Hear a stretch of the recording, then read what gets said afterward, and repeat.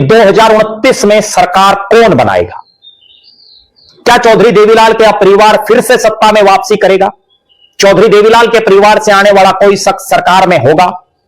इस बात का निर्णय आज यानी 13 मार्च के दिन हांसी की धरती पर हो जाएगा। और कारण, चौधरी देवीलाल के पोते चौधरी ओम प्रकाश चौटाला के बड़े बेटे, जननायक जनता पार्टी के राष्ट्रीय अध्यक्ष, पूर्व सांसद, पूर्व विधायक डॉक्टर अजय सिंह चौटाला का 65वां जन्मदिन हजारों हजार लोगों के बीच मनाने के संकल्प के साथ आज जननायक जनता पार्टी एक बड़ी रैली करने जा रही है। इस रैली में कितनी भीड़ आती है, यह तय कर देगी डॉक्टर अजय सिंह चौटाला के परिवार का राजनीतिक भविष्य।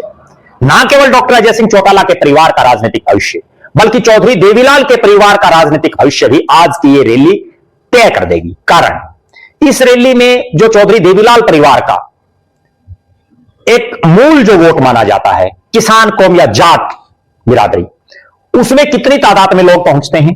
क्योंकि हांसी और इसके आर पार का जो इलाका है, चाहे वो भिवानी हो, दादरी हो, रोहतक हो, जींद हो, कैथल हो, हिसार हो, सिरसा हो, फतेहाबाद हो, सोनीपत का इलाका हो, यह वो इलाका है जहां कभी ना कभी चौधरी देवीलाल के परिवार के किसी ना किसी सदस्य ने चाहे चुनाव लड़ा हो, चाहे किसी सदस्य ने यहां अपना राजनीति को जीवित रखने के लिए डेरा डाला हो।